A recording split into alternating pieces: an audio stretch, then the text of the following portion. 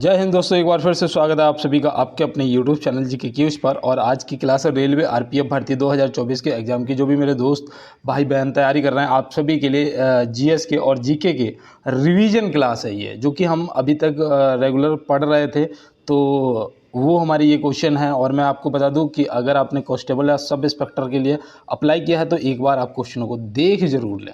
और देखो, ये वो पहले तो ये वो मेरे सभी दोस्त हैं, मेरे भाई बहन हैं जो मुझे प्रॉपर कमेंट करते हैं। तो यहाँ पे देखते हैं, ये हमारे भैया हैं पुष्पा कुमारी कह रही हैं जय भीम सर, तो जय भीम। सचिन भैया स्टिकर भेज रहे हैं। मनोज भाई, प्रियंका कुमारी कह रही हैं टेलीग्राम लिंक। बेटा, मैंने आपको कमेंट बॉक्स में टेलीग्राम लिंक शेयर कर दिया है, ठीक है ना, रिप्लाई में दे दिया है। आप टेलीग्राम को ज्वाइन कर लो और वहाँ से बिल्कुल फ्री पीडीएफ जितनी भी हैं वहाँ पे भी लगभग मान लो 40 पीडीएफ होंगी, ठीक है ना, 50-50 क्वेश्चन की, वो सभी आप डाउनलोड कर लो। और यहाँ पे देखो मनीष कुमार कह रहे हैं मनीष कुमार कह रहे हैं 49 करेक्ट हुआ। तो भाई 50 में से 49 बहुत अच्छा स्कोर है। ये मनीष कुमार फिर कह रहे हैं 28 क्वेश्चन क्या है, land is river not hard, कुछ इंग्लिश में लिखा है भैया, मुझे इंग्लिश नहीं समझ आती। रामचंद्र कह रहे हैं बहुत बहुत धन्यवाद सर, आप बहुत अच्छा पढ़ाते हैं, मैं हर दिन आपका वीडियो देखता हूं। भैया बिल्कुल, आपको भी बहुत बहुत धन्यवाद। और सचिन भैया स्टिकर भेज रहे हैं। यहाँ पे पटेल हैं, पुष्पा हैं, और यहाँ पे नंदनी है। सर मेरा मॉक आरपीएफ में 72 नंबर प्लस आने लगे, फीमेल की कट ऑफ पर एक वीडियो बनाओ। आपका हो जाएगा, अगर 72 आ रहे हैं ना तो फिर आप पढ़ाई बस करते रहो, हो जाएगा। कृष्णा पाल हैं, ओमवती हैं, निर्मल भैया हैं, श्रवण कुमार हैं, और नंदिनी है, क्या है, निंदनी हैं, और ये गौरव भैया हैं। तो सभी को दोस्त बहुत बहुत धन्यवाद। और कुछ ये तुषी हैं, नाइस, तो आपको भी बहुत धन्यवाद। और कुछ दोस्तों ने मुझे एसएससी जीडी के लिए कहा था, है ना, एसएससी जीडी के लिए कहा था। तो मैं आपको बता दूं, मेरे पास प्रीवियस क्वेश्चन थे, ठीक है ना, अभी भी हैं, लेकिन वो जिस फ़ोन में है ना, उस फ़ोन की बैटरी हो गई है भाई डेड, है ना। और अभी अपने पास थोड़ा फाइनेंशियल दिक्कत है, तो मैंने उसे अभी चालू नहीं करा पाया। लेकिन हाँ, मैं आपको वो सारे क्वेश्चन करवा दूंगा जो पेपर में आए थे, आंसर की हैं मेरे पास, ठीक है ना। और मैं आपको बता दूं, बाद बाकी आपको मैं अपने पास से करा दूंगा। और कल से आपको एसएससी जीडी का जीएस की क्लास और साथ में हिंदी की क्लास, ठीक है ना, दोनों आपको मिलने लग जाएंगे। आप मेरे साथ जुड़ जाइएगा और अपना आरपीएफ की तैयारी, और ये आरपीएफ का आज रिवीजन है, ये हम जरूर कर लेंगे। तो यहाँ पे देखो दिया गया है, और स्कोर क्या होता है कमेंट बॉक्स में ज़रूर बताना। देखो 50 में से गड़बड़ नहीं करना है, ठीक है ना, क्योंकि ये सब हम पहले कर चुके हैं। तो यहाँ पे दिया है रैयतवाड़ी व्यवस्था कब लागू की गई थी। रैयतवाड़ी व्यवस्था कब लागू की गई थी, आप फटाफट इसका जवाब करिएगा। और कहाँ पर की गई थी, किसने आरंभ किया था, ये अगर सब पता है तो कमेंट बॉक्स में बताओ, नहीं तो एक बार फिर कर लो अपना तैयार। 1820 में, ऑप्शन ए यहाँ पे 1820 में। और ये कहाँ पर हुई थी, ये भैया मद्रास में हुई थी। कहाँ पर हुई थी दोस्त, मद्रास में हुई थी। और आरंभ करने वाला वो अंग्रेज़ था, टॉमस मुनरो, है ना, टॉमस मुनरो। तो वो भी आप ध्यान में रखेंगे दोस्त। और चलते हैं इसके साथ अपने अगले प्रश्न की तरफ। ये आपका सही हुआ या गलत हुआ, आप कमेंट बॉक्स में प्लस माइनस करके मुझे जरूर बताएं। यहाँ पे दिया है किस धर्म सुधारक की मृत्यु भारत के बाहर हुई थी। किस धर्म सुधारक की मृत्यु, भाई देखो ये आपके लिए इंपॉर्टेंट है, इसीलिए मैं आज ढूंढ के लाया हूँ। यहाँ पे देखो दिया गया है ऑप्शन सी, राजा राम मोहन राय जी। ऑप्शन सी यहाँ पे आपका जो है सही जवाब हो जाएगा। कहाँ पर इनकी मृत्यु हुई थी, तो वो भी याद रखना, ब्रिस्टल में हुई थी। कहाँ पर, ब्रिस्टल में हुई थी, तो ये भी आप ध्यान रखेंगे। ब्रिस्टल कहाँ पड़ता है भैया, इंग्लैंड में पड़ता है। ब्रिस्टल किस नदी के किनारे स्थित है, ये मैंने आपको कई बार बताया है। क्या बताया, एवन नदी, है ना, एवन नदी के किनारे ब्रिस्टल स्थित है, ये भी आप ध्यान में रखेंगे। और चलते हैं इसके साथ अपने अगले प्रश्न की तरफ। यहाँ पे दिया गया है राजा राम मोहन राय द्वारा ब्रह्म समाज की स्थापना कब की गई थी। राजा राम मोहन राय जी द्वारा ब्रह्म समाज की जो स्थापना है वो कब की गई थी। तो आप यहाँ पे क्या बताएंगे, यहाँ पे जो आपका सही जवाब है वो हो जाएगा 1828, ऑप्शन ए 1828। और डेट थी 20 अगस्त, ये भी आप ध्यान में रखना, 20 अगस्त 1828। और पता है आपको, इनको भारतीय पुनर्जागरण का जनक भी कहा जाता है ना, भारतीय पुनर्जागरण का जनक भी बोला जाता है। तो ये भी आप ध्यान में रखेंगे। और चलते हैं इसके साथ अपने अगले प्रश्न पे। यहाँ दिया है बुकर पुरस्कार किस क्षेत्र में दिया जाता है। बुकर पुरस्कार किस क्षेत्र में दिया जाता है, तो आप यहाँ पे क्या बताएंगे। तो याद रखना भाई, जो बुकर पुरस्कार है वो विज्ञान, साहित्य और कला में से साहित्य में दिया जाता है ना। ऑप्शन बी, उपन्यास वगैरह होते हैं ना, उपन्यास के लिए। अब मैं आपको बताऊं, ये साहित्य के लिए तो दिया ही जाता है। कब दिया गया था इसका स्टार्टिंग भी याद रखना, ये 1968 में दिया गया था, है ना, 1968 में स्टार्ट किया गया था, ये भी आप याद रखना। और मैं यहाँ पे एक चीज़ आपको और बता दूँ कि एक आपसे वो पूछा जाता है उपन्यास मिडनाइट चिल्ड्रन, है ना, मिडनाइट चिल्ड्रन आपसे पूछा जाता है। तो मिडनाइट चिल्ड्रन के लेखक कौन थे भैया? सभी को पता है, सलमान रुश्दी थे, है ना, सलमान रुश्दी थे, ये सभी को पता है। अब यहाँ पे याद रखना इन्हें कब मिला था इसके लिए ये बुकर पुरस्कार, तो वो भी आप याद रखना 1981 में दिया गया था। कब दिया गया था? 1981 में मिडनाइट चिल्ड्रन के लिए दिया गया था सलमान रुश्दी जी को, तो ये भी आप ध्यान में रखेंगे। तो चलते हैं अपने अगले प्रश्न की तरफ। देखिए यहाँ पे दिया गया है समुद्री जल का पीएच मान कितना होता है। समुद्री जल, भाई जल खारा होता है ना, नमकीन होता है, तो भाई इसका जो पीएच मान है वो याद रखना। आपका सही जवाब यहाँ पे देखो ऑप्शन ए बी सी में से ऑप्शन ए 8.4 हो जाएगा। क्या हो जाएगा?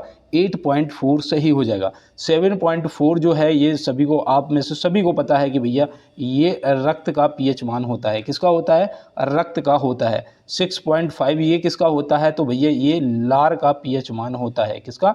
लार का होता है। अगर मैं आपसे दूध का पीएच मान पूछूं तो ये भी मैंने आपको बताया था, है ना, दूध का पीएच मान याद रखना 6.4 के लगभग होता है, 6.4 के लगभग होता है, ठीक है ना। 7 पे उदासीन होता है, जो जल होता है उदासीन होता है ना भैया, कैसा लगता है, ना तो मीठा होता है ना खारा होता है, ऐसा कुछ होता है? नहीं होता है।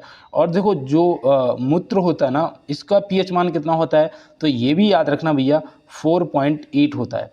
और नींबू का पीएच मान कितना होता है, ये आप क्या करेंगे, एक आप ये कमेंट बॉक्स में बताएंगे, ठीक है ना। तो चलते हैं अपने अगले प्रश्न की तरफ और देखते हैं हमारा अगला क्या है।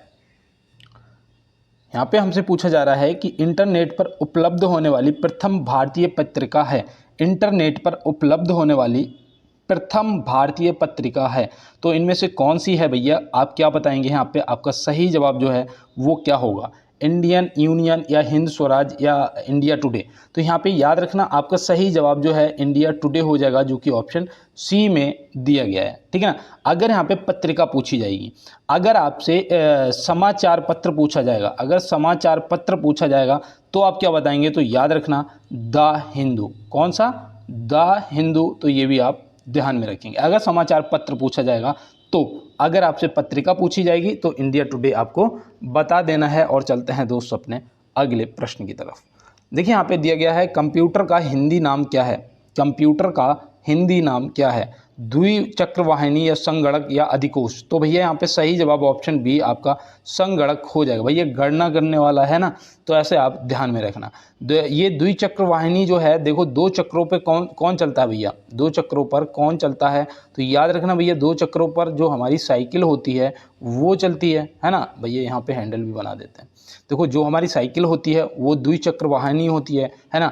और देखो रेल का भी याद रखना भाई, रेल का एग्जाम है, रेल का हिंदी में नाम क्या है? लौहपथगामिनी। क्या है? लौहपथगामिनी, मतलब कि लोहे के पथ पर चलने वाली, है ना। लौहपथगामिनी मतलब लोहे के पथ पर चलने वाली।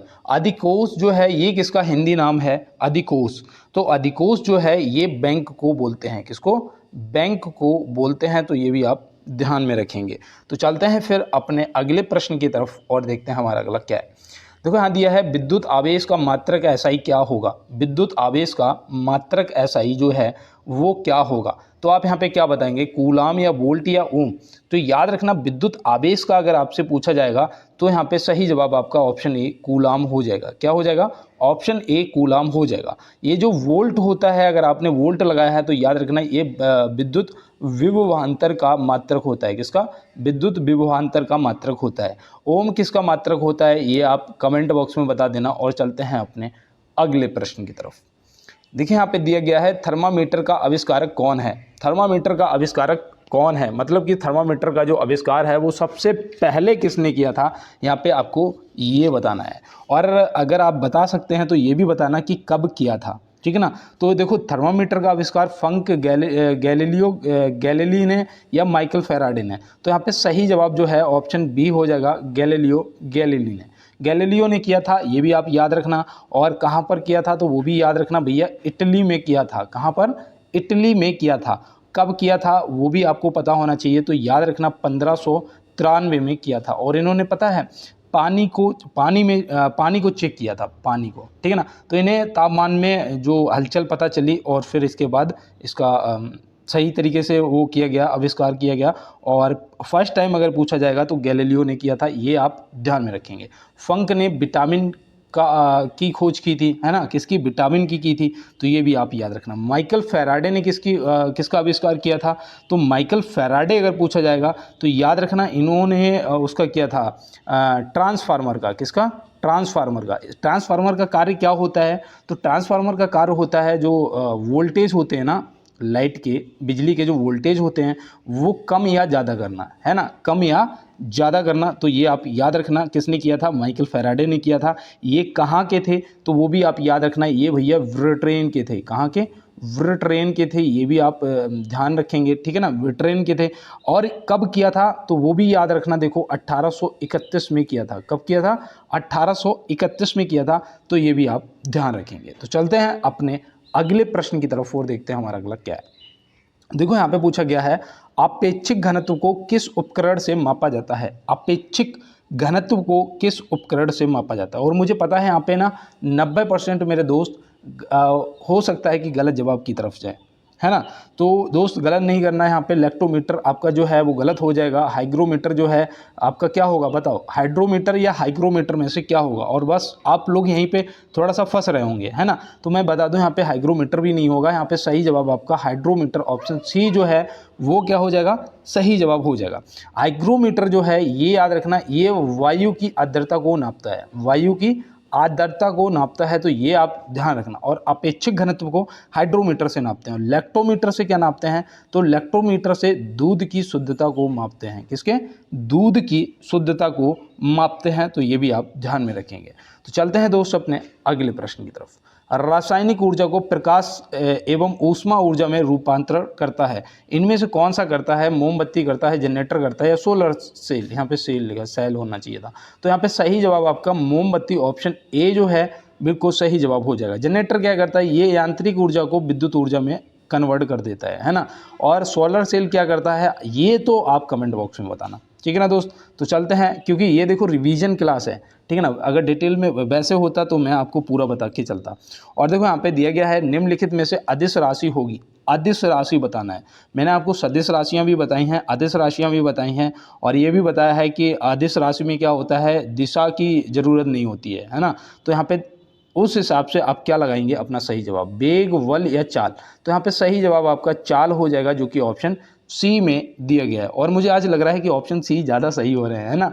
देखो एक तो चाल होता है, दूसरा याद रखना द्रव्यमान, है ना, द्रव्यमान, ये भी आप याद रखना। चाल, द्रव्यमान, और आयतन हो जाएगा आपका, आयतन हो जाएगा, और आपका कार्य हो जाएगा, है ना, एक कार्य हो जाएगा, ये आप याद रखना। और सदिश राशि में आपका वेग आ जाएगा, बल आ जाएगा, और वो आ जाता है त्वरण, आ जाता है त्वरण, आ जाता है, ये भी आपको ध्यान में रखना है। विस्थापन आ जाता है, और बल आ जाता है, ठीक है ना। तो ये आपकी सदिश राशियाँ होती हैं। और अदिश राशियाँ आपकी चाल है, द्रव्यमान है, आयतन है, कार्य है, ये सब आपको ध्यान में रखना है। तो चलते हैं अपने अगले प्रश्न की तरफ और देखते हैं हमारा अगला क्या है। देखो यहाँ पे दिया गया है, वर्तमान सेबी अध्यक्ष कौन है, वर्तमान सेबी अध्यक्ष कौन है। देखो ये आपके वर्तमान सेबी क्वेश्चन आपसे पूछे जाएंगे, ठीक है ना। सेबी का मुख्यालय कहाँ है, ये भी आपसे पूछा जा सकता है। तो याद रखना, देखो यहाँ पे जो सही जवाब है सेबी का, वो हो जाएगा option A, Madhavipuri Bhuj, option A यहाँ पे क्या हो जाएगा, आपका सही जवाब हो जाएगा। अगर मुख्यालय की बात करें तो मुख्यालय कहाँ पर है, तो मुंबई में है। मुख्यालय कहाँ पर है दोस्त, मुंबई में है। और देखो अजय त्यागी जी, याद रखना, इनसे पहले जो थे ये पूर्व हो गए हैं, है ना, ये पूर्व हो गए हैं, क्योंकि इनसे माधवीपुरी भुज जी से पहले अजय त्यागी जी थे। तो ये भी आप याद रखना, ठीक है ना। और यहाँ पे देखो डॉक्टर विवेक जोशी का नाम दिया है, डॉक्टर विवेक जोशी जी का नाम दिया है। तो याद रखना ये कौन है, ये भारत के जनगणना आयुक्त हैं। कौन है, जनगणना आयुक्त हैं। तो ये भी आप ध्यान रखना। जनगणना जो है कितने वर्ष के अंतराल पे होती है, 10 वर्ष के अंतराल पे होती है। 2011 में हुई थी, जो कि 2021 में होना चाहिए, जो कि कोविड की वजह से नहीं हो पाई, है ना। तो ये सब आपको ध्यान में रखना है। और चलते हैं अपने अगले प्रश्न की तरफ। देखिए यहाँ पे दिया गया है कि भारत की प्रथम महिला विदेश मंत्री कौन थी। भारत की प्रथम महिला विदेश मंत्री कौन थी? तो आप यहाँ पे क्या बताएंगे? यहाँ पे जो आपका सही जवाब है वो क्या होगा? ज्योति राणा, सुषमा स्वराज या रीमा चौहान? तो यहाँ पे सुषमा स्वराज जी, ऑप्शन बी है जो दिया गया है, सुषमा स्वराज जी आपका क्या हो जाएंगे? बिल्कुल सही जवाब हो जाएंगे, ठीक है ना। और दूसरा मैं आपको बता दूं, आपसे वो भी पूछा जा सकता है, प्रथम महिला लोकसभा अध्यक्ष, है ना, प्रथम महिला लोकसभा अध्यक्ष। तो आप बताइएगा आप क्या लगाएंगे सही जवाब? अगर आपसे ये पूछा जाता है कि प्रथम महिला लोकसभा अध्यक्ष कौन थी, तो आप क्या लगाती? तो आपको याद होना चाहिए मीरा कुमार जी, है ना, मीरा कुमार जी। तो ये भी आप ध्यान में रखेंगे। और चलते हैं इसके साथ। आज देखिए कुछ ज़्यादा हार्ड क्वेश्चन नहीं है, लेकिन आपका स्कोर जो है वो 50 में से 40 होना अनिवार्य है, ठीक है ना। 50 में से 40 होना आपका अनिवार्य है, ये 40 आपका आना चाहिए। और देखो यहाँ दिया है मौलिक अधिकारों में सामान्यता का अधिकार क्या है? मौलिक अधिकारों में सामान्यता का जो अधिकार है वो क्या है? सभी को आरक्षण, कानून के समक्ष समानता या निम्न वर्ग श्रेणियों को आरक्षण।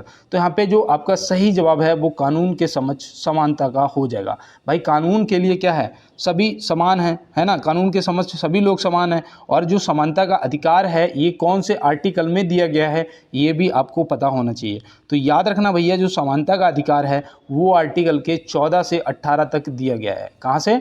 14 से 18 तक दिया गया है। तो ये भी आपको ध्यान में रखना है। और चलते हैं अपने अगले प्रश्न पे। देखो यहाँ पे दिया है भूषण और अभिव्यक्ति की स्वतंत्रता किस मौलिक अधिकार के अंतर्गत आता है? देखो यहाँ पे भाषण होना चाहिए था, ठीक है ना। यहाँ पे क्या होना चाहिए था? यहाँ पे होना चाहिए था भाषण, ठीक है ना। ये मैं चलो लिख देता हूँ, ठीक है ना। भाषण और अभिव्यक्ति की स्वतंत्रता किस मौलिक अधिकार के अंतर्गत आता है? समानता का अधिकार, स्वतंत्रता का अधिकार या धर्म की स्वतंत्रता? तो यहाँ पे आप क्या बताएंगे? आपका क्या होगा सही जवाब? तो मैं उम्मीद करता हूँ कि इसका आपने बिल्कुल राइट आंसर किया होगा, स्वतंत्रता का अधिकार, है ना। ऑप्शन बी स्वतंत्रता का अधिकार आपने बिल्कुल सही जवाब किया होगा। ये कौन से आर्टिकल में आता है? तो ये भी याद रखना है भैया, ये 19 में आता है। और समानता का अधिकार अभी मैंने आपको बताया, अगर आपको समझ आया तो कमेंट बॉक्स में बताओ। और धर्म की स्वतंत्रता का जो अधिकार है वो आर्टिकल 25 से 28 तक मिलता है। कहाँ तक? 25 से 28 तक मिलता है। और देखो एक आर्टिकल आपको जो इम्पोर्टेंट है वो भी याद रखना, आर्टिकल 32। आर्टिकल 32 भी याद रखना, संवैधानिक उपचारों का अधिकार दिया गया है। क्या? संवैधानिक उपचारों का जो अधिकार है वो दिया गया है, तो वो भी आप ध्यान में रखेंगे। तो चलते हैं इसके साथ अपने अगले प्रश्न की तरफ। कौन सा विकल्प कबड्डी खेल से संबंधित है? इसका आप आंसर करिएगा। देखो 17 नंबर है। और आज मैं ज़्यादा नहीं रुकूंगा क्योंकि मेरे पास डाटा की दिक्कत है, फ़ोन मेरा रिचार्ज नहीं है, तो क्लास जो है ज़्यादा बड़ी नहीं होनी चाहिए, है ना। तो मैं यहाँ पे सिर्फ इतना कहूँगा कि परिस्थितियाँ पक्ष में हों या विपक्ष में हों, जो हमारी परिस्थितियाँ हैं वो हमारे विपक्ष में हों या पक्ष में हों, सूरमा जो होते हैं वो कभी मैदान नहीं छोड़ा करते। सूरमा जो होते हैं वो कभी मैदान नहीं छोड़ा करते हैं। इस चीज़ को दिमाग में डाल लेना। और देखो यहाँ पे जो हमारा सही जवाब है वो हो जाएगा ऑप्शन सी, AKFI। AKFI हो जाएगा यहाँ पे क्या हमारा बिल्कुल सही जवाब। ये आपको पता होना चाहिए। और AKFI का जो फुल फॉर्म है वो भी आपको पता होना चाहिए। ए से हो जाएगा एमच्योर, है ना। मैं पूरा नहीं लिख पाऊंगा क्योंकि पेन नहीं है मेरे पास और इस पर डिस्प्ले पे आएगा भी नहीं, है ना, फ़ोन की डिस्प्ले है। तो देखो ए से होता है एमच्योर, के से क्या होता है कबड्डी, है ना। देखो कबड्डी से ही पूछा है ना, तो ए से होता है एमच्योर, के से होता है कबड्डी और एफ से होता है फेडरेशन, ठीक है ना। एफ से होता है फेडरेशन और आई जो है बचा है आपका, तो यहाँ पे हो जाएगा ऑफ इंडिया, ठीक है ना। एमच्योर कबड्डी फेडरेशन ऑफ इंडिया, ये हो जाएगा इसका फुल फॉर्म। और मुझे नहीं लगता कि अब मैंने इतना डिटेल में आपको बताया है, फिर भी कोई दिक्कत आ रही होगी। और देखो यहाँ पे दिया है लोकसभा में कितने एंग्लो इंडियन सदस्य मनोनीत किए जा सकते हैं? लोकसभा में कितने एंग्लो इंडियन सदस्य मनोनीत किए जा सकते हैं? हो सकता है ये आपसे पूछ लिया जाए, तो याद रखना भैया सिर्फ 2 किए जा सकते हैं। कितने? सिर्फ 2 किए जा सकते हैं। और कौन से आर्टिकल के तहत राष्ट्रपति जी करते हैं ये मैं आपको बता दूं। तो कौन से आर्टिकल के तहत करते हैं? तो वो भी याद रखना भैया 331 के तहत करते हैं। आर्टिकल 331 के तहत करते हैं। लेकिन मैं आपको बता दूं यहाँ पे एक परंतु जरूर लगेगा। क्या? सॉरी, परंतु जरूर लगेगा, क्योंकि परंतु 104वां संशोधन है ना, परंतु 104वां संविधान संशोधन अधिनियम 2019 के द्वारा, है ना, लोकसभा और राज्य विधानमंडल में एंग्लो इंडियन सीटों का आरक्षण क्या कर दिया गया है? समाप्त कर दिया गया है। तो ये आप ध्यान रखना, कौन सा? 104वां संविधान संशोधन द्वारा, ठीक है। ठीक है ना। तो ये भी आप ध्यान में रखेंगे। और चलते हैं अपने अगले प्रश्न पे। देखो यहाँ पे दिया है बर्फ का गलनांक कितना होता है। बर्फ का जो गलनांक है वो कितना होता है। तो यहाँ पे अगर सेल्सियस में दिया गया होता तो आप बता देते, मुझे पता है ना। फ़ारेनहाइट में दिया गया होता तो भी आप बता देते, लेकिन यहाँ पे केल्विन में दिया गया है। अब यहाँ पे बताओ केल्विन में आप कैसे बताएंगे। तो याद रखना भैया, देखो केल्विन में 273 केल्विन हो जाएगा, ठीक है ना। ऑप्शन सी में 273 दिया है। वैसे हो सकता है आपको पेपर में पूरा अगर मिलेगा 273.15 के, है ना, 273.15 केल्विन हो जाएगा, ये आप ध्यान रखना। और वैसे तो आपका 0 डिग्री सेल्सियस होता है ना, ये 0 बनाया भैया, ठीक है ना। 0 डिग्री सेल्सियस दिख रहे हो ना, एक 0 भी नहीं बन पाता है बिना पेन के, इतनी दिक्कत आती है लिखने में। और फ़ारेनहाइट पे याद रखना भैया 32 डिग्री फ़ारेनहाइट, है ना, 32 डिग्री फ़ारेनहाइट हो जाएगा आपका। फ़ारेनहाइट पे अगर पूछा जाएगा तो आप ध्यान में रखना। और बाद बाकी केल्विन में पूछा जाएगा तो 273 केल्विन हो जाएगा। अब यहाँ पे 0 डिग्री सेल्सियस का आपको फ़ारेनहाइट केल्विन सब पता चल गया ना। तो चलते हैं फिर अपने अगले प्रश्न पे। लेनिन पुरस्कार प्राप्त करने वाली भारतीय महिला कौन थी। लेनिन पुरस्कार प्राप्त करने वाली भारतीय महिला कौन थी और इन्हें कब मिला था, ठीक है ना। तो ये आप बताइएगा, अंजलि राघव, सरोजनी नायडू या अरोड़ा आसफ अली। तो यहाँ पे जो सही जवाब है वो आपका हो जाएगा अरोड़ा आसफ अली, जो कि ऑप्शन सी में दिया गया है। और इन्हें ये कब पुरस्कार मिला था तो वो भी याद रखना, इन्हें मिला था 1964 में। कब मिला था दोस्त, 1964 में। तो ये भी आप ध्यान में रखेंगे। तो चलते हैं फिर अपने अगले प्रश्न की तरफ। और देखो यहाँ पे दिया गया है दुर्गियाना मंदिर कहाँ स्थित है। दुर्गियाना मंदिर यहाँ पे पूछा जा रहा है आपसे। दुर्गियाना मंदिर जो है ये कहाँ स्थित है।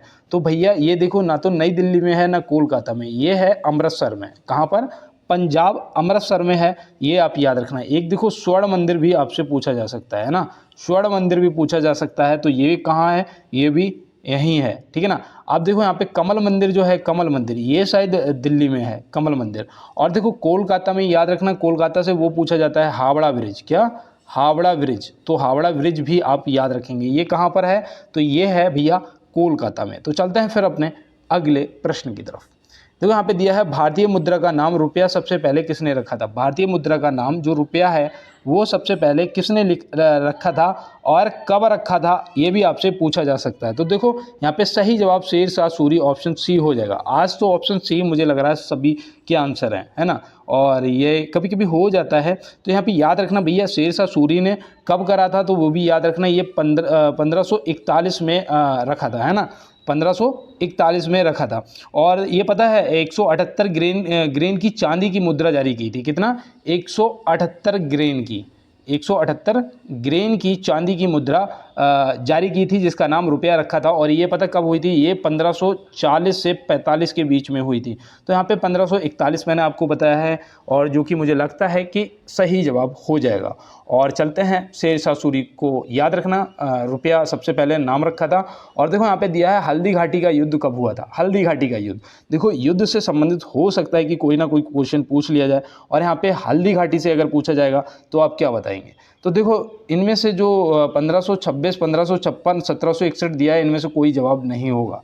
आपका हो जाएगा ऑप्शन डी, इनमें से कोई नहीं। क्या हो जाएगा, इनमें से कोई नहीं, क्योंकि हल्दी घाटी का जो युद्ध है वो यहाँ पे मैं लिख देता हूँ, ये हुआ था 1576 में। कब हुआ था दोस्त, 1576 में हुआ था। और ये महाराणा प्रताप जी और अकबर के बीच में हुआ था। किसके, महाराणा प्रताप जी और अकबर के बीच में हुआ था। और मैं आपको बता दूं, अकबर जो था वो कभी भी महाराणा प्रताप जी के सामने नहीं आया था, क्योंकि इसका जितना पूरा वजन था उतने का महाराणा प्रताप जी का भाला था, है ना। और उनके सम्मान में मैं हमेशा एक लाइन कहता हूँ कि द्वंद्व कहाँ तक पाला जाए, युद्ध कहाँ तक टाला जाए, राणा का तू वंश जाए, फेंक जहाँ तक भाला जाए, है ना।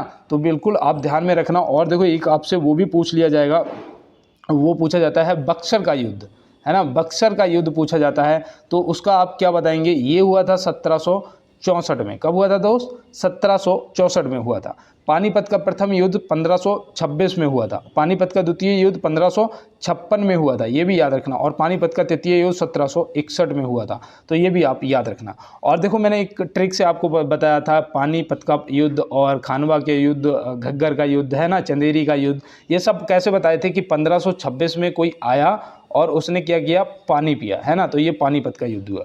फिर 1527 में उसने क्या किया, खाना खाया, है ना, पानी पिया, फिर भाई कोई आएगा तो आप क्या करोगे, पहले पानी पिलाओगे फिर खाना खिलाओगे, फिर खाना खिलाने के बाद क्या करोगे, फिर 28 में बोलोगे कि ऐसा करो चाय पी लो, तो ये चंदेरी का युद्ध हो गया। और 1529 में आप क्या करोगे, फिर उससे कहोगे भैया अब अपने घर जाओ, है ना, तो पानी पिया, खाना खाया, चाय पी और फिर घर चले गए। तो यहाँ पे सारे युद्ध आपको बता दिए, 1526 पानीपत, 1527 खानवा, 1528 चंदेरी, 1529 घग्गर, हो जाएगा ना। अब चलते हैं अपने अगले प्रश्न की तरफ कि देखो कोई कोई क्वेश्चन होता है, मुझे लगता है कि यहाँ पे मैं आपको ज़्यादा बता सकता हूँ तो मैं आपको बता देता हूँ। अब जैसे यहाँ पे क्या है, यहाँ पे पूछा है पॉलिटिक्स ऑफ चरखा नामक पुस्तक के लेखक कौन है। भैया ये इंपॉर्टेंट भी है और यहाँ पे आपको बिल्कुल सही जवाब भी लगाना है, तो याद रखना JV कृपलानी जी हो जाएंगे जो कि ऑप्शन बी में दिए गए हैं, है ना। तो चलते हैं फिर अपने इसी के साथ अगले प्रश्न की तरफ। यहाँ पे दिया है भारत की द्वितीय पंचवर्षीय योजना संबंधित थी। भारत की द्वितीय पंचवर्षीय योजना, तो प्रथम तो भैया कृषि पर आधारित थी, है ना, द्वितीय जो थी औद्योगिकरण, यहाँ पे हो जाएगा आपका बिल्कुल सही जवाब ऑप्शन बी। तो यहाँ पे और अगर तृतीय आपसे पूछा जाता तो ऑप्शन सी आपका सही जवाब हो जाता, क्योंकि कृषि और औद्योगिकरण दोनों पे विशेष रूप से ध्यान दिया गया था। तो अगर तृतीय पूछता तो ए और बी दोनों हो जाता और यहाँ पे औद्योगिकरण आपका सही जवाब हो जाएगा। और चलते हैं इसके साथ अपने अगले प्रश्न पे और देखते हैं हमारा अगला क्या है। देखिए यहाँ पे पूछा जा रहा है श्वेत क्रांति का संबंध किससे है। श्वेत क्रांति का जो संबंध है वो किससे है। तो श्वेत क्रांति अगर आपसे पूछा जाएगा तो आप क्या बताएंगे, मछली उत्पादन, दुग्ध उत्पादन या अंडा उत्पादन। तो यहाँ पे सही जवाब आपका हो जाएगा दुग्ध उत्पादन।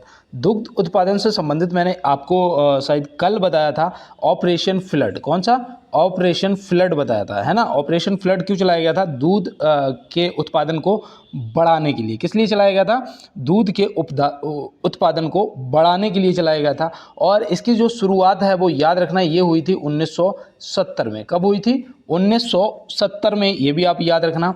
और इसके जो वो थे क्या क्या कहते हैं, सूत्रधार बोल सकते हैं या इसके जनक बोल सकते हैं, तो याद रखना वो थे डॉक्टर कुरियज, वो डॉक्टर वर्गीज कुरियन, डॉक्टर वर्गीज कुरियन। तो ये भी आप याद रखना और ऑप्शन बी यहाँ पे क्या हो जाएगा आपका बिल्कुल जो दोस्त क्वेश्चन का जवाब है वो सही हो जाएगा। मछली उत्पादन याद रखना नीली क्रांति से संबंधित है ना, नीली क्रांति, मत्स्य उत्पादन।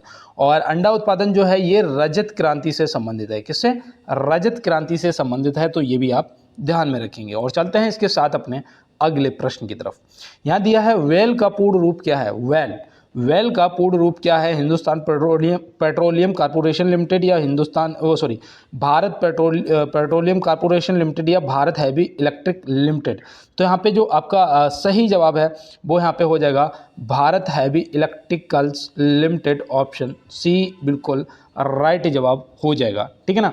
अब यहाँ पे देखो हिंदुस्तान पेट्रोलियम कॉर्पोरेशन जो दे रखा है वो याद रखना HPCL का नाम है। किसका, HPCL, ये H लिखा है, ठीक है ना।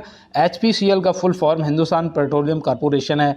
और भारत पेट्रोलियम कॉर्पोरेशन लिमिटेड जो यहाँ पे ऑप्शन बी में दे रखा है ये आप याद रखना BPCL का है। किसका, BPCL, तो ये भी आप याद रखना। एक आपसे पूछा जाता है IOC का पूर्ण रूप, IOC, तो याद रखना ये हो जाएगा आपका भारतीय तेल निगम, है ना, भारतीय तेल निगम, इंडियन तेल निगम आप ध्यान में रखेंगे। और चलते हैं इसके साथ अपने अगले प्रश्न की तरफ। देखिए यहाँ पे दिया है दक्षिण भारतीय मंदिरों के प्रवेश द्वार को क्या कहा जाता है। दक्षिण भारतीय मंदिरों के प्रवेश द्वार को क्या कहा जाता है। तो शिवालय द्वार या प्रवेश मंदिर द्वार या गोपुरम। तो गोपुरम यहाँ पे ऑप्शन सी जो दे रखा है ये क्या गोपुरम या फिर गोपुर लिखा होगा, ठीक है ना। तो यार ध्यान रखना है आपको। और चलते हैं अपने अगले प्रश्न की तरफ। अशोक स्तंभ कहाँ स्थित है। अशोक स्तंभ जो है ये कहाँ स्थित है, वैशाली, बोध गया या सारनाथ। तो भैया सारनाथ, ऑप्शन सी जो यहाँ पे दे रखा है अशोक स्तंभ आपका क्या हो जाएगा, सही जवाब हो जाएगा। सारनाथ कहाँ पड़ता है भैया, वाराणसी में पड़ता है। कहाँ पड़ता है, वाराणसी में पड़ता है। इसका जो स्थापना है वो कब कराई गई थी, तो वो भी याद रखना 250 ईसा पूर्व। कब, 50 ईसा पूर्व। इसे अशोक स्तंभ जो है राष्ट्रीय प्रतीक भी है ना। अशोक स्तंभ जो हमारा है वो राष्ट्रीय प्रतीक भी है, तो ये भी आप ध्यान रखना। और चलते हैं दोस्त अपने अगले प्रश्न की तरफ। जो 4 शेर बने हुए हैं वो हमारे राष्ट्रीय प्रतीक हैं। अशोक की लाट बोलते हैं ना, तो ये आप याद रखना। और कहते हैं ना कि दोस्त रात रात भर जाग कर पढ़ना शुरू कर दो, क्योंकि किस्मत के सितारे तभी चमकेंगे जब नींद हमारी अधूरी रहेगी, है ना। रात रात भर जाग कर पढ़ना शुरू कर दो, क्योंकि किस्मत के सितारे तभी चमकेंगे जब नींद हमारी अधूरी रहेगी। और यहाँ पे दिया है भारत की किस नदी पर सबसे ऊंचा झरना पाया जाता है। भारत में किस नदी पर, देखो माफ़ी चाहते हैं यहाँ पे मैं गलत पढ़ गया था। भारत में किस नदी पर सबसे ऊंचा झरना पाया जाता है, तो आप क्या बताएंगे। तो यहाँ पे देखो भैया, कुछ दोस्त मेरे होंगे जो जोग या गरसोप्पा को टिक करेंगे, है ना। लेकिन मैं आपको बता दूं, जोग या गरसोप्पा जो है ये 235 मीटर ही ऊंचा है। कितना? 235 मीटर ही ऊंचा है ना। ये कौन सी नदी पर है, तो भैया ये शरावती नदी पर है, शरावती नदी पर है। लेकिन यहाँ पे अभी भी आपका जवाब सही नहीं हुआ है, क्योंकि सबसे ऊंचा जो है वो कुंचिकल झरना है, ऑप्शन ए। कुंचिकल झरना जो है इसकी ऊंचाई भी याद रखना भैया कितनी है, 455 मीटर। ये सब मैं आपको पहले बता चुका हूँ, जिसने भी नोट किया होगा ना वो अभी तुरंत अगर मैं पूछूंगा ना, फिट में पूछूंगा तो मुझे फिट में भी बता देगा, है ना। और ये कहाँ पर है ये भी आपको पता होना चाहिए भैया। ये कर्नाटक के शिमोर ज़िले में पड़ता है। कहाँ पर? शिमोर ज़िले में पड़ता है, तो ये भी आप ध्यान रखेंगे। और ये कौन सी नदी पर है, तो वो भी याद रखना भैया, ये कावेरी नदी पर है। कौन सी नदी पर? कावेरी नदी पर स्थित है, तो ये भी आपको ध्यान में रखना है। और मैं उम्मीद करता हूँ आपने नोट कर लिया होगा। चलते हैं अपने अगले प्रश्न की तरफ। और यहाँ पे देखो अगला प्रश्न है हमारा कि असम राइफल का स्थापना वर्ष क्या है। असम राइफल का जो स्थापना वर्ष है वो क्या है। इसका मैंने मुख्यालय भी आपको बताया था। मैंने कहा था सबका मुख्यालय दिल्ली है, लेकिन इसका मुख्यालय अलग है। ये सबसे पहले बनी थी, तो याद रखना भैया 1835, समझ रहे हो ना, 1835 में इसका स्थापना हुआ था। और इसका जो मुख्यालय है वो याद रखना वो कहाँ है, वो है शिलोंग में। कहाँ है दोस्त? शिलोंग में है, तो ये भी आप ध्यान में रखेंगे। 1939 में कौन सी उसका अर्धसैनिक बल का वो हुआ था, गठन हुआ था, तो याद रखना भैया 1939 में CRPF, है ना। SSC GD में जाओगे ये सारी पोस्टें आती है उसमें, है ना। तो CRPF का गठन हुआ था। इसका मुख्यालय कहाँ है, तो इसका मुख्यालय दिल्ली में है। कहाँ पर है दोस्त? दिल्ली में है, ये भी आप याद रखना। देखो 1962 में किसका गठन हुआ था, तो इसमें हुआ था ITBP। उस दिन मैंने ITBP के महानिदेशक कौन है ये भी आपको बताया था, है ना। और 1962 में ITBP का गठन हुआ था। इसका भी मुख्यालय नई दिल्ली है, ठीक है ना। 1965 में किसका हुआ था, जो मैंने कहा था मेरी सबसे फेवरेट है, VSF, बॉर्डर सिक्योरिटी फोर्स, है ना। इसका मुख्यालय इसका भी दिल्ली है, तो ये भी आप याद रखना। बताओ CISF का स्थापना वर्ष क्या है, तो उसका याद रखना 1969 है। क्या? 1969 है। उसका भी मुख्यालय दिल्ली है, ठीक है ना दोस्त। तो ये सब आपको ध्यान में रखना है। और चलते हैं अपने अगले प्रश्न की तरफ। ग्रेट वॉल राष्ट्रीय स्मारक कहाँ स्थित है। ग्रेट वॉल राष्ट्रीय स्मारक कहाँ स्थित है, तो याद रखना है यहाँ पे रूस, चीन, अमेरिका में से चीन हो जाएगा आपका बिल्कुल सही जवाब। चीन क्या हो जाएगा यहाँ पे, बिल्कुल आपका सही जवाब हो जाएगा। एक आपसे और प्रश्न पूछा जाता है, पिरामिड कौन से देश में पाए जाते हैं, है ना। पिरामिड, तो पिरामिड अगर आपसे पूछा जाएगा तो आप क्या बताएंगे, सॉरी। तो याद रखना भैया मिस्र और उसमें सूडान में पाए जाते हैं। किसमें? मिस्र और सूडान में पाए जाते हैं, ये आप ध्यान रखना पिरामिड अगर आपसे पूछ लिया जाए। और चलते हैं इसके साथ अपने अगले प्रश्न की तरफ। 49वीं समांतर रेखा किन किन के बीच स्थित है। 49वीं समांतर रेखा जो है वो किन किन के बीच में स्थित है, तो आप यहाँ पे क्या बताएंगे। संयुक्त राज्य अमेरिका और कनाडा, उत्तर कोरिया और दक्षिण कोरिया, भारत और पाकिस्तान। तो यहाँ पे सही जवाब आपका संयुक्त राज्य अमेरिका और कनाडा हो जाएगा। क्या? बिल्कुल सही जवाब। और देखो ये उत्तर कोरिया और दक्षिण कोरिया के बीच में 38वीं समांतर रेखा है। कौन सी? 38वीं समांतर रेखा है, ये भी हम सभी को पता है। भारत और पाकिस्तान के बीच में कौन सी है, तो रेड क्लिफ रेखा है। और भारत और चीन के बीच में कौन सी है, तो भारत और चीन के बीच में मैकमोहन रेखा है ना। तो ये सब आपको एकदम से रटे होने चाहिए। और चलते हैं दोस्तों अपने अगले प्रश्न पे। यहाँ दिया है शोषण के विरुद्ध अधिकार किस अनुच्छेद में है। शोषण के विरुद्ध अधिकार जो है वो किस अनुच्छेद में है। तो भैया यहाँ पे देखो आप क्या बताओगे, अभी मैंने समानता का अधिकार आपको बताया था, है ना।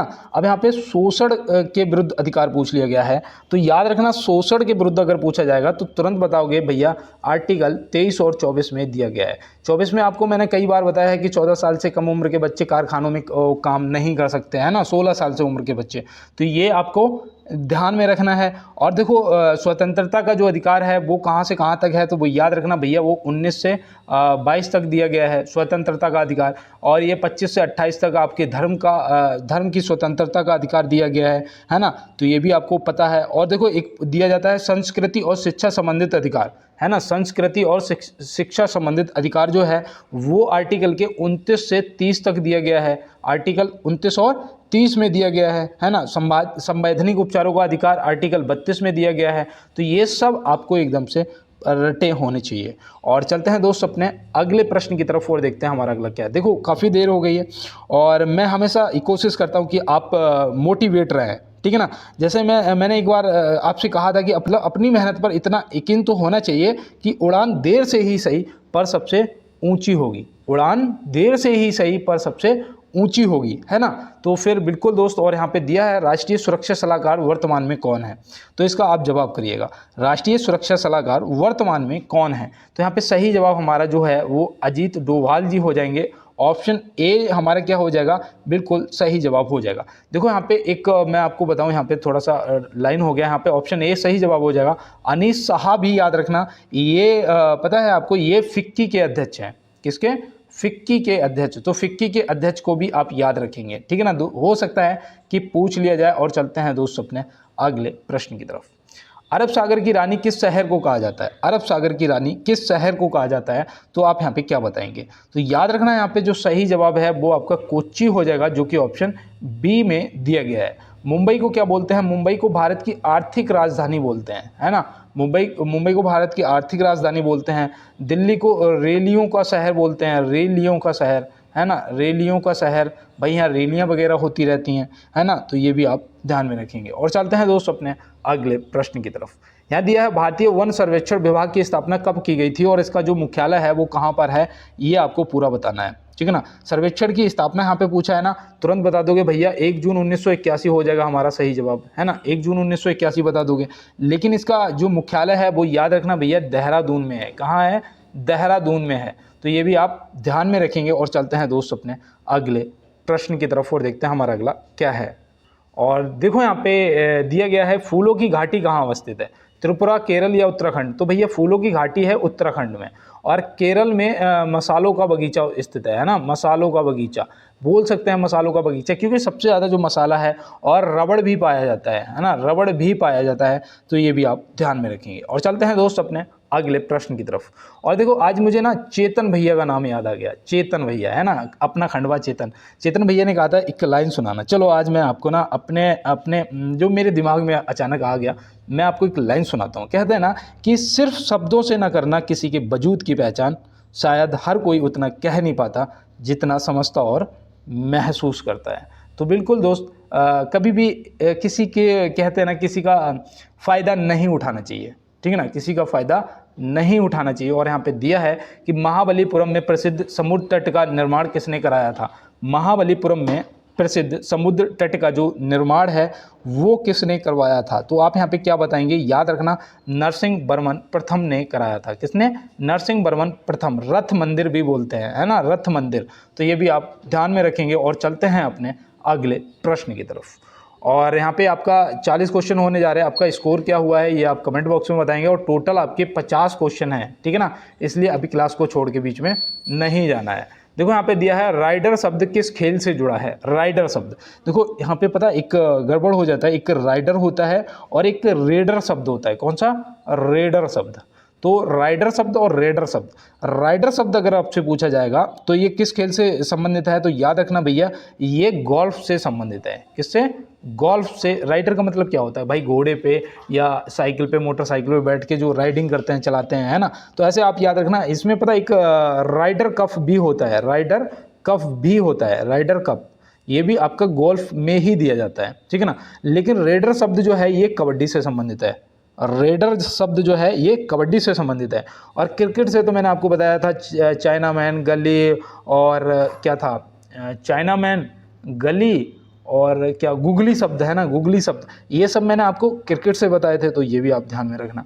चलते हैं अपने अगले प्रश्न की तरफ। ऑपरेशन उपलब्ध संबंधित है भैया, ये मैंने आपको कल करवाया था, ये HW है, ठीक है ना। ये आप मुझे कमेंट बॉक्स में बताएंगे, मुझे भी तो पता लगना चाहिए कि आप कितने ऑपरेशन उपलब्ध जो है ये मैंने आपको कल बताया था, और मुझे ये चीज़ पता होना चाहिए कि आप कितना बेहतर तरीके से तैयारी कर रहे हैं, और इसका आंसर करना है आपको, ठीक है ना। और देखो यहाँ दिया है मानचित्र पर दूरियों को मापने के लिए किस यंत्र का उपयोग किया जाता है। मानचित्र पर दूरियों को मापने के लिए किस यंत्र का उपयोग किया जाता है। तो यहाँ पे आपका सही जवाब जो है ऑप्शोमीटर, कार्बियोमीटर या मीलोग्राफ। तो यहाँ पे ये सभी ऑप्शन डी यहाँ पे क्या हो जाएगा आपका, ये सभी बिल्कुल सही जवाब हो जाएगा। और चलते हैं इसके साथ अपने अगले प्रश्न पर। पेरिस किस नदी के किनारे स्थित है। पेरिस जो है वो किस नदी के किनारे स्थित है। तो पेरिस भैया सीन, टाइबर, नील, लगाओ सही जवाब।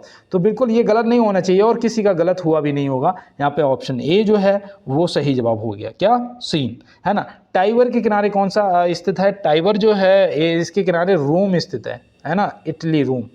तो रोम जो है टाइबर। नील के किनारे एक तो वो है काहिरा है और खारतून है, खारतून। तो ये भी आप याद रखना, ठीक है ना, खारतून और काहिरा। नील की जो लंबाई है 6650 किलोमीटर है, ये भी आपको याद रखना है, ठीक है ना। 6000 सबसे लंबी नदी है ये नील, तो ये इसलिए आप इसको भी ध्यान में रखेंगे। और चलते हैं इसके साथ अपने अगले प्रश्न पे। और देखो यहाँ पे दिया है किस तिथि को उत्तरी गोलार्ध में सबसे छोटा दिन होता है। किस तिथि को उत्तरी गोलार्ध में सबसे छोटा दिन होता है। तो आप यहाँ पे क्या बताएंगे, यहाँ पे 3 जनवरी, 20 जून या 22 दिसंबर। तो 22 दिसंबर ऑप्शन सी जो है वो क्या हो जाएगा यहाँ पे, बिल्कुल आपका 22 दिसंबर सही जवाब हो जाएगा। और चलते हैं इसके साथ अपने अगले प्रश्न पर। यूक्रेन की राजधानी क्या है। यूक्रेन की राजधानी रोम, ऑस्लो या कंपाला। तो भैया मैं आपको यहाँ पे बता दूँ, आपने जो भी लगाया हो ऑप्शन डी हो जाएगा, इनमें से कोई नहीं, क्योंकि जो यूक्रेन की राजधानी है वो है कीव। और ये पता क्यों पूछा जा सकता है, क्योंकि अभी रूस और यूक्रेन का वो चल रहा है ना, युद्ध। और रूस की जो राजधानी है वो क्या है, वो क्या मॉस्को है क्या, आप कमेंट बॉक्स में ज़रूर बताना। अच्छा रोम बताओ, यहाँ पे जो रोम दिया है ये किसकी राजधानी है। तो मैंने अभी आपको बताया था इटली, है ना, इटली अभी मैंने आपको बताया था ना। ओस्लो बताओ, ओस्लो, ओस्लो किसकी है। तो याद रखना भैया ये नॉर्वे की राजधानी है। किसकी, नॉर्वे की राजधानी है ओस्लो, है ना। और ये जो कंपाला दे रखा है, कंपाला किसकी राजधानी है। तो याद रखना भैया ये युगांडा की राजधानी है। किसकी, युगांडा की राजधानी कंपाला हो जाएगी। तो ये भी आपको ध्यान में रखना है। और चलते हैं अपने अगले प्रश्न पे। हैंडबॉल खेल के मैदान को क्या कहा जाता है। मैंने उस दिन आपको लगभग 10 खेलों के मैदानों के नाम बताए थे, है ना। अब यहाँ पे वो मैंने बताया था, क्या बताया था, डायमंड, डायमंड किस खेल के मैदान को कहते हैं, डायमंड। ये अगर आपको याद है तो आप बताना। और हैंडबॉल खेल के मैदान को क्या कहते हैं, यहाँ पे आपसे पूछा जा रहा है। तो आप यहाँ पे क्या बताएंगे सही जवाब। तो याद रखना भैया कोर्ट बोलते हैं। क्या बोलते हैं, कोर्ट। ऑप्शन बी आपका क्या हो जाएगा, बिल्कुल सही जवाब हो। इसकी लंबाई चौड़ाई आपको पता है, देखो 40 मीटर तो ये लंबा होता है ना, लेंथ होती है। और इसका जो 20 मीटर है, 20 मीटर बोल सकते हैं चौड़ाई होती है ना। चौड़ाई जो है वो 20 मीटर होती है। तो इसका ये एरिया भी आपको ध्यान में रखना है। और चलते हैं अपने अगले प्रश्न पर। पुरुषों में कौन से सेक्स जीन मौजूद होते हैं, XX, XY या YY। तो यहाँ पे आप क्या बताएंगे, पुरुषों में कौन से सेक्स जीन मौजूद होते हैं। तो याद रखना भाई X और Y, ठीक है ना। महिलाओं में सिर्फ X होते हैं, है ना, महिलाओं में सिर्फ XX होते हैं और पुरुषों में XY दोनों होते हैं। और जो मनुष्य में गुणसूत्रों की संख्या होती है वो होती है 40, और जोड़े में अगर बात करेंगे तो 22 जोड़े होते हैं, है ना। ये सब हम पहले कर चुके हैं, पढ़ चुके हैं, ठीक है ना। तो ये आप सब आपको ध्यान में रखना है। और चलते हैं अपने अगले प्रश्न पर। संविधान के किस अनुच्छेद के अनुसार भारत का एक उपराष्ट्रपति होगा। संविधान के किस अनुच्छेद के अनुसार भारत का एक उपराष्ट्रपति होगा। तो आप यहाँ पे क्या बताएंगे, यहाँ पे जो आपका सही जवाब है वो क्या होगा, अनुच्छेद 52, 61 या 63। तो यहाँ पे अनुच्छेद 63 आपका क्या हो जाएगा, बिल्कुल सही जवाब हो जाएगा। अनुच्छेद 63 क्या हो जाएगा, सही जवाब हो जाएगा। इनका जो पद है वो कहाँ से लिया गया है, शायद अमेरिका से लिया गया है। आप कमेंट बॉक्स में बताएंगे। अनुच्छेद 52 में क्या कहा गया है? अनुच्छेद 52 में कहा गया है कि एक हमारे राष्ट्रपति जी होंगे, है ना, राष्ट्रपति जी का जो पद है वो अनुच्छेद 52 में दिया गया है, और महाभियोग की कार्रवाई जो है वो 61 में दी गई है राष्ट्रपति जी पे। तो ये भी आपको ध्यान में रखना है। और चलते हैं अपने अगले प्रश्न पे। तो यहाँ पे दिया गया है पाक खाड़ी अवस्थित है, ये तो हम लोग कर चुके हैं, है ना। मैंने उस दिन बहुत अच्छे से कहा था कि ऐसा मत करना पाक का नाम देख के भारत पाक लगा दो, भारत और श्रीलंका लगाना है, ऑप्शन बी लगाना है, जो कि हमारा बिल्कुल सही जवाब हो जाएगा। और चलते हैं अपने लास्ट क्वेश्चन पे, और मैं आपको बताऊंगा कि आपको पीडीएफ जो है वो कैसे मिलेगी, और बिल्कुल फ्री में पीडीएफ कैसे मिलेगी, या इंस्टाग्राम पे जुड़ना चाहते हो मेरे साथ तो कैसे जुड़ पाओगे, ठीक है ना। इसके अगर आपको पीडीएफ चाहिए तो आप सिर्फ 1 मिनट क्लास में रुक जाना, ठीक है ना, सिर्फ 1 मिनट। मैं बिल्कुल समय बर्बाद नहीं करूंगा, मुझे पता है आपका इंपॉर्टेंट समय है। देखो यहाँ दिया है दीफू दर्रा किस राज्य में अवस्थित है। दीफू दर्रा जो है वो किस राज्य में अवस्थित है? तो यहाँ पे सही जवाब हमारा अरुणाचल प्रदेश हो जाएगा। क्या हो जाएगा? अरुणाचल प्रदेश हो जाएगा। सिक्किम या हिमाचल लगाने वालों, भैया हिमाचल में याद रखना आपका सिपकीला दर्रा होता है, रोहतांग दर्रा होता है, और वो है बाड़ा राचर दर्रा। बाड़ा राचर दर्रा आपका हिमाचल में है। सिक्किम में कौन सा दर्रा है ये आप क्या करेंगे, ये आप कमेंट बॉक्स में बताएंगे।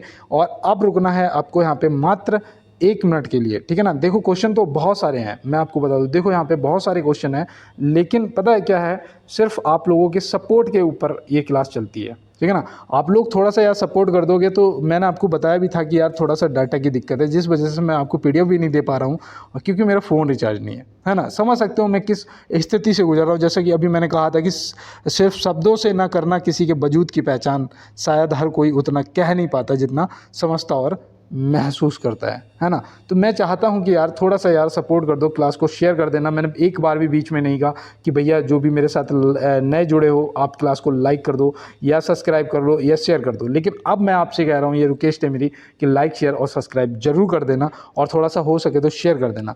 पीडीएफ के लिए आप मुझे कमेंट बॉक्स में बोल देना, मैंने लिंक शेयर किया होगा पहले भी बहुत से लोगों को, जिसने भी मुझसे कहा है मैंने रिप्लाई में लिंक जो है शेयर किया है। आप टेलीग्राम को ज्वाइन कर लेना, वहाँ से पीडीएफ मिल जाएगी। दूसरा आपको रास्ता बताता हूँ कि जैसा आप क्लास देख रहे हो वहाँ पे ये जीके जीएस ऐसा ये आइकन बन के आ रहा होगा, जब फ़ोन आपने सीधा पकड़ रखा है तो वहाँ पे 18.9 के सब्सक्राइबर या ऐसे कुछ लिखा होगा।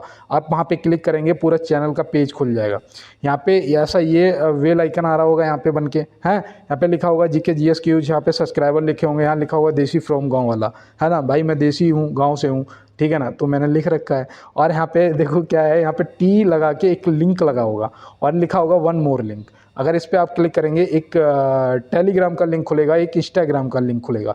टेलीग्राम को ज्वाइन करने के लिए आप उस पर क्लिक कर देना, टेलीग्राम वाले पे, और इंस्टाग्राम पे अगर मेरे साथ जुड़ना चाहते हो तो जुड़ जाइएगा और फॉलो कर लीजिएगा। तो मिलते हैं दोस्त नेक्स्ट क्लास में नेक्स्ट प्रश्नों के साथ में, और आपको अब एसएससी जीडी की जीएस और हिंदी की भी क्लास मिलेगी। और मिलते हैं दोस्त नेक्स्ट क्लास में, तब तक के लिए मेरे सभी दोस्तों को मेरा जय हिंद।